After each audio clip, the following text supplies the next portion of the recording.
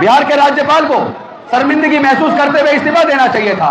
क्योंकि मैं पूछना चाहता हूं बिहार के राज्यपाल से, क्या वो अयोध्या जाकर, जो कभी साकेत नगरी थी जहां पर खुदाई में इस बुद्ध के अवशेष निकले हैं, जहां उन्होंने राम मंदिर बनाया, क्या वो राम मंदिर के अंदर जाके क्या वो नमाज पढ़ सकते हैं? क्या हिम्मत है उनकी? अगर वो ऐसा करेंगे तो शायद लोग उनको जिंदा ना जाने दें, अन्यथा उनके खिलाफ दो धर्मों के बीच में युद्ध कराने का, एक माहौल बनाने का केस दर्ज करके उनको जेल में डाल दिया जाता। लेकिन यहां चूंकि बौद्ध धर्म को मानने वाले लोग शांति और मानवता का पाठ पढ़ाते हैं, आपस में भाईचारा पैदा करने की बात करते हैं, तो क्या आप हमारे चूंकि हम शांति के धर्म को मानने वाले लोग हैं, तो क्या आप हमें कमजोर समझते हैं? आपने हम सबका बौद्धों की आस्था को ठेस पहुंचाई है, हम आपको छोड़ने वाले नहीं हैं। बेशक आज बिहार की सरकार है, आप बचे हुए हैं, वहां के डीएम भी बचे हुए हैं, और वो लोग बुद्धिस्ट टेंपल मैनेजमेंट कमेटी के लोग जिनके खिलाफ मुकदमा दर्ज होना चाहिए था, अभी तो मैनेजमेंट कमेटी का फ्रूट खा रहे हैं। लेकिन उनको याद रखना है कि हम लोग उस 12 मई को, बुद्ध पूर्णिमा के दिन को कभी जीवन में भूल नहीं सकते, जिस दिन तुमने पूरे दुनिया के बौद्धों का अपमान किया था। एक ना एक दिन वो आएगा जब तुम लोगों के खिलाफ उस घटना के विरोध में मुकदमा दर्ज होगा। हम इस सरकार को बदलेंगे, इसी चुनाव में बदलेंगे, और उसके बाद इन लोगों के खिलाफ मुकदमा दर्ज करके इनको जेल में डालने का काम करेंगे। इन्होंने बौद्धों की आस्था को ठेस पहुंचाई है। जिस महाबोधि महाविहार से तथागत बुद्ध को ज्ञान प्राप्त हो और पूरे दुनिया को उन्होंने शांति और मानवता का संदेश दिया, उस महाबोधि महाविहार में कुछ पंडे कर्मकांड कर रहे हैं। उस कर्मकांड के खिलाफ महाबोधि महाविहार की मुक्ति के लिए पहला आंदोलन 1891 में अनागरिक धम्मपाला जी ने शुरू किया। उनके ऊपर जानलेवा हमला हुआ, हमला करने वाले लोगों पर मुकदमा भी दर्ज हुआ, उनको सजा भी हुई। लेकिन ये आंदोलन चलता रहा, चूंकि महाबोधि महाविहार मुक्त नहीं हुआ। 1922 में कांग्रेस का अधिवेशन हुआ। 49 में महाबोधि महाविहार के मैनेजमेंट के लिए जो कानून बनाया, उसके अंदर प्रोविजन किया कि जो जिले का डीएम होगा वो उसका चेयरमैन होगा। 4 मेंबर इसमें बौद्ध होंगे और 4 मेंबर इसमें हिंदू होंगे, विशेष रूप से पंडे। और जो परिवार वहां पहले से कर्मकांड का काम करता था उसको स्थायी मेंबर बना दिया कि वो रहेगा, उसके मरने के बाद उसके बच्चे, उसके मरने के बाद उसके बच्चे। और उसके बाद लंबे समय तक इस पर कोई आंदोलन नहीं हुआ। लेकिन 1992 में, 91-92 में फिर से महाबोधि महाविहार की मुक्ति का आंदोलन दिल्ली के अंदर जापान से आए बौद्ध भिक्खु जो नागपुर के अंदर रहते बनते सुरेश ससाई जी, उनके नेतृत्व में महाबोधि महाविहार से लोग शामिल हुए। हजारों की संख्या में बौद्ध भिक्खु शामिल हुए, हजारों की संख्या में बौद्ध धर्म को मानने वाले उपासक उपासिकाएं शामिल हुई, और हजारों की संख्या में समता सैनिक दल के क्रांतिकारी जवान शामिल हुए। मैं भी एक वर्दीधारी समता सैनिक दल का जवान के नाते उस पूरे आंदोलन में रहा। मुझे आज भी याद है कि लालू प्रसाद यादव भी जंतर मंतर पर उस आंदोलन में आए थे। अनफॉर्चुनेटली 1.5 साल के आंदोलन के बाद भी अगर बदला तो सिर्फ इतना बदला कि जो आंदोलन को लेकर चल रहे थे उनमें से बनते सुरेश ससाई जी को अल्पसंख्यक आयोग में मेंबर बना दिया, और एक झूठा आश्वासन दिया कि जल्दी ही इस महाबोधि महाविहार को मुक्त करेंगे, इसकी BT-MC एक्ट 1949 में बदलाव करेंगे। लेकिन सत्ता ने छल किया, उसमें कोई बदलाव नहीं हुआ, और उसके बाद से ये आंदोलन लगभग ठप था। टुकड़े टुकड़े में लोग आवाज उठाया करते थे। लेकिन लगभग अब से 1.5 साल पहले फिर से महाबोधि महाविहार की मुक्ति का आंदोलन शुरू हुआ, और इस आंदोलन में हम लोग सब लोग जाकर अल्पसंख्यक आयोग के चेयरमैन और मेंबर से दिल्ली के अंदर मिले, उनसे आग्रह किया कि आप इसको पहल कीजिए, चूंकि आप अल्पसंख्यक। तो महाबोधि महाविहार के अंदर पंडे क्यों हैं? जब किसी के मस्जिद के अंदर संचालन समिति में मुस्लिम से अलग कोई नहीं हो सकता, चर्च के अंदर चर्च के संचालन के अंदर मैनेजमेंट कमेटी में ईसाइयों से अलग कोई दूसरा व्यक्ति नहीं हो सकता, सिखों के गुरुद्वारे की मैनेजमेंट कमेटी में सिखों से अलग कोई दूसरे धर्म का मेंबर नहीं। 15 सितंबर को आजाद मैदान के अंदर बड़ी रैली की गई, फिर शांति मार्च निकालकर बिहार की सरकार के सेक्रेटरी को ज्ञापन दिया, हम उसमें भी शामिल थे, और उसमें भी एक झूठा आश्वासन मिला कि इसका समाधान करेंगे, लेकिन कोई समाधान नहीं हुआ। उसके बाद 12 फरवरी से 2025 में महाबोधि महाविहार पे आंदोलन की शुरुआत हुई। लेकिन अनफॉर्चुनेटली जो लोग उसका नेतृत्व कर रहे थे वही लोग कहीं ना कहीं RSS बीजेपी के साथ, शासन के साथ मिल गए, और उस आंदोलन के साथ उन्होंने छल किया। क्योंकि महाबोधि महाविहार का जब मुद्दा हल नहीं हुआ तो आंदोलन का स्थगन क्यों? इस बात को लेकर बनता विनाचार्य, बनते कर्मसिंह राहुल जी और बाकी सब साथियों ने जब उसके खिलाफ एक प्रेस कॉन्फ्रेंस करके कहा, बौद्ध मतावलंबी बौद्ध धर्म को मानने वाले आस्थावश बौद्ध के आते हैं, महाबोधि महाविहार आते हैं, तो वहां आए हुए थे।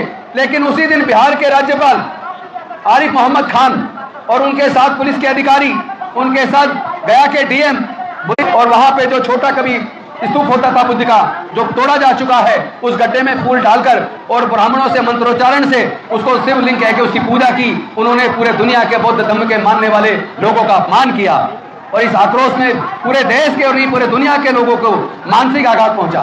तो होना तो यह चाहिए था कि जिन लोगों ने बौद्धों की आस्था को ठेस पहुंचाई, दो धर्मों के बीच में झगड़ा पैदा कराने की कोशिश की, देश के अंदर शांति व्यवस्था को भंग करने की कोशिश की, उन लोगों के खिलाफ मुकदमा दर्ज होना चाहिए था।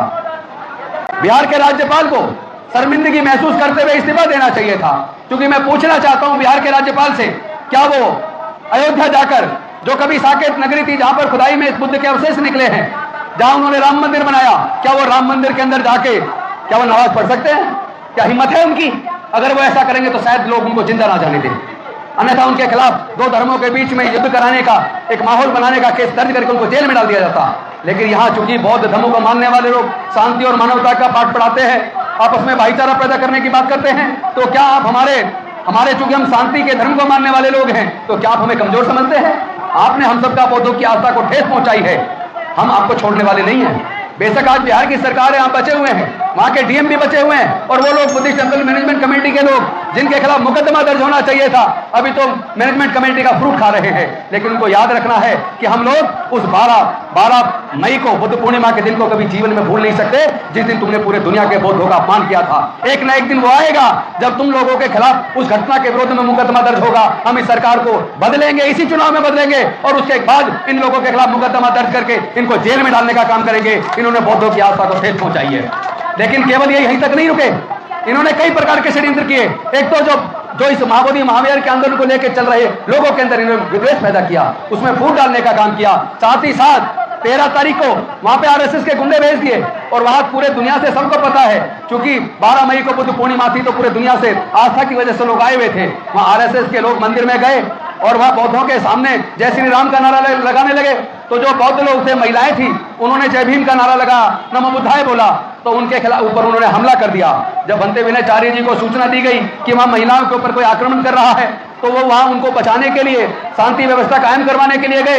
लेकिन चूंकि वो पूरा षड्यंत्र ही बिहार की सरकार ने और गया के प्रशासन ने रचा था, तो उन्होंने क्या किया, एक झूठा मुकदमा बंते विनयचार्य जी के खिलाफ दर्ज कर दिया।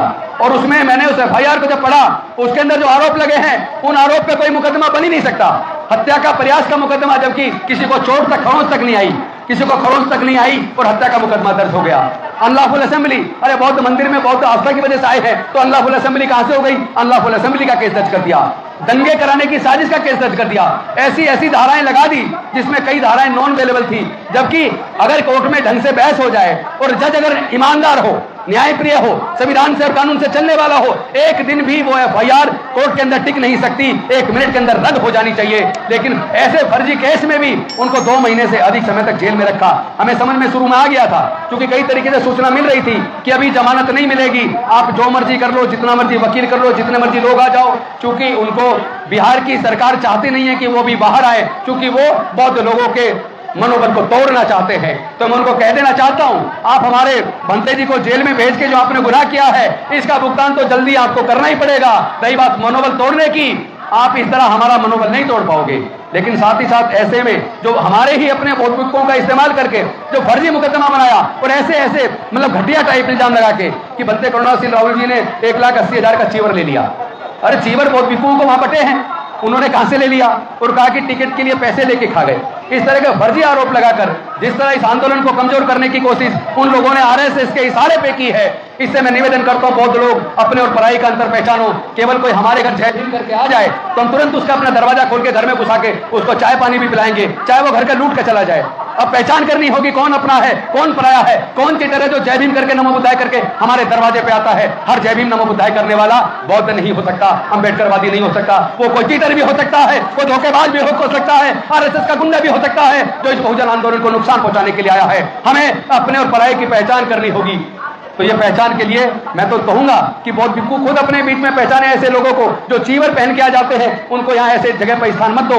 कई लोग केवल चीवर की वजह से हमारे मंच पे आ जाते हैं, हम लोग चीवर का हम अपमान नहीं कर सकते, चीवर के सामने नतमस्तक होते हैं, लेकिन वो चीवर पहन के पूरे आंदोलन का अगर धोखा देंगे, ऐसे लोगों को भी जवाब देने का हम काम करेंगे। लेकिन मैं एक निवेदन करना चाहता हूं साथियों, आंदोलन अपनी जगह है, आंदोलन होता है सरकार को दबाव में डालने के लिए, लेकिन इसके लिए सदन के अंदर सतीश दास जैसे, सत्यदेव राम जैसे हमें विधायक भी चाहिए जो मजबूती के साथ सदन के अंदर हमारे बौद्धों की बात भी करें, बीटीएमसी एक्ट को रद्द करने की भी बात करें, जैसे सतीश दास जी ने प्राइवेट मेंबर बिल लेकर आए हैं। मुझे पता लगा अभी शायद उनके नेता भी आज यहाँ आएंगे। अगर तेजस्वी यादव यहाँ आते हैं तो हम उनसे एक बात जरूर कहेंगे कि एक समय 1992 में आपके पिताजी लालू प्रसाद यादव भी आए थे, लेकिन समाधान नहीं हुआ। अब आप आए हैं, क्या हम उम्मीद करें कि इस बार आप मुख्यमंत्री बनकर समाधान करोगे? इतना वायदा तो उनसे ले ही लेना, उसके बिना जाने मत देना। और रही बात इसकी कि हम लोग संसद से लेकर विधानसभा से लेकर रोड तक इस लड़ाई को लड़ेंगे, इस लड़ाई को बड़ा करना होगा, लेकिन इस लड़ाई को बड़ा करना होगा। इस लड़ाई को देश के कोने कोने में अम्बेडकरवादी रहते हैं, हमें हर क्षेत्र में, हर बस्ती में, हर गांव में, हर गली में, हर मोहल्ले में अम्बेडकरवादियों को जत्था बनाकर माओवादी महावीर की मुक्ति का आंदोलन अपने भारत के कोने कोने में, अपने क्षेत्रों में भी खड़ा करना पड़ेगा, जैसा पिछले दिनों हमने किया। जिले जिलों में हमने आंदोलन किया, कितने सारे लेटर राष्ट्रपति प्रधानमंत्री को गए, उसको 50 गुना बढ़ाना पड़ेगा शक्ति को, 50 गुना बड़े पैमाने पे हमें प्रदर्शन करने पड़ेंगे, कई छोटे प्रदर्शन, कई बड़े प्रदर्शन, क्योंकि सत्ता केवल एक दो प्रदर्शन से झुकने वाली नहीं है। सत्ता केवल एक दो प्रदर्शन से इस बीटीएमसी एक्ट को रद्द करने वाली नहीं है। ये रद्द तब करेगी जब उनको लगेगा उनका वोट खिसक जाएगा, उनकी सत्ता जा सकती है, तो उनकी सत्ता छीनने की तैयारी करो, उनकी सत्ता छीनने की तैयारी करो और अपने बीच से अम्बेडकरवादी सदन में भेजो, जो अगर चाहे संसद में हो चाहे विधानसभा में हो, बीटीएमसी एक्ट को लेकर संसद को चलने ना दे, वहां पे अड़ के बैठ जाए, वहीं पे हड़ताल करके बैठ जाए, तो सरकार दबाव में आएगी। और मैं समझता हूं कि ये लड़ाई थोड़ी लंबी चलने वाली है, इस लड़ाई को लगातार चलाने की जरूरत है, देश के कोने कोने में इस आंदोलन को मजबूत करने की जरूरत है। समय लगेगा, जादू मत समझ लेना, ये मत मान लेना हमने आज यहाँ प्रदर्शन कर दिया तो समाधान हो गया। हमने 5 जून को दिल्ली में भी किया था, बड़ा अच्छा प्रदर्शन हुआ, लेकिन हमें पता था कि इससे कोई एक दिन में समाधान नहीं होगा। हम जगह जगह पूरे देश में इस आंदोलन को निरंतर बढ़ाएंगे। बौद्ध धम्म की दीक्षा का आयोजन, घर वापसी का, अपने बुद्ध की धम्म की अपने महापुरुषों की सांस्कृतिक विरासत में घर वापसी के आंदोलन को और 22 प्रतिज्ञाओं के आंदोलन को जन जन तक पहुंचाएंगे। ये आंदोलन जितना ज्यादा बढ़ेगा, जितने ज्यादा लोग घर वापसी कर अपने बुजुर्गों की सांस्कृतिक विरासत में, बुद्ध के धम्म में घर वापसी करेंगे, उतनी ही जल्दी ये आंदोलन जीत की तरफ आगे बढ़ेगा। मेरा ऐसा मानना है। इन्हीं शब्दों के साथ, इस उम्मीद और आशा के साथ आप इस आंदोलन को एकजुट होकर पूरे देश के कोने कोने में लेकर जाएंगे और जरूरत पड़ी तो यूएनओ के अंदर जितने बौद्ध देश हैं उनके माध्यम से भी इस आवाज को यूएनओ में उठाने का काम हम लोग करेंगे। हम तो चाहते थे कि देश की सरकार समाधान कर दे, हमें इंटरनेशनल फोरम पे इस बात को ना उठाना पड़े, लेकिन अगर जरूरत पड़ी तो इंटरनेशनल फोरम पे भी हम इस अपनी जायज मांग को उठाएंगे, मजबूती के साथ उठाएंगे।